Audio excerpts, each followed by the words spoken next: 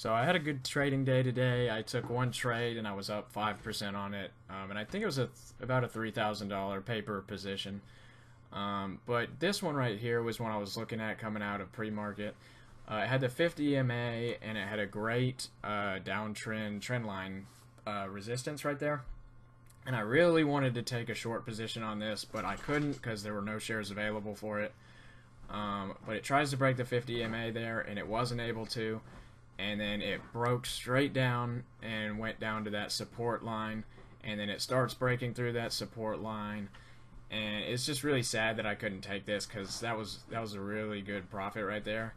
As you can see, it broke through that and went down even further, so yeah, that was kind of sad. And I think right here it even goes all the way down and touches that support. So I wouldn't have stayed in this long, but it was a downtrend. It was an easy trade, and I couldn't take it. So kind of sad about all these no shares available. I didn't realize this would be that big of an issue. So this was my trade of the day on DERM. It was clearly on an uptrend. It just balanced on the 50 EMA and the VWAP, and it was just going above the 9 EMA. And then it was breaking back into this upper trading range that it had. It just had a pullback, and now it was time for it to run a little bit more. It broke up through that resistance line, and then I took my position right there as it broke above it, and this is how it plays out.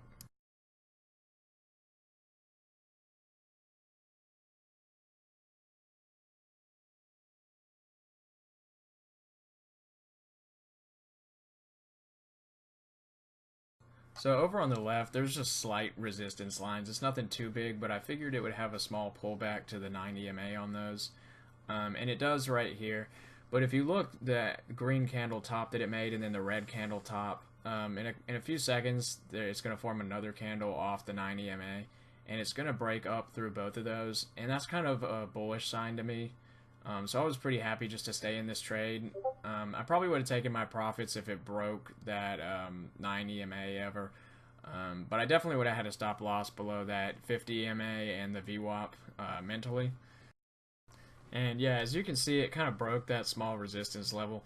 It formed a candle, but then this next candle is just being really indecisive. If you look at the volume, it actually started falling off as well.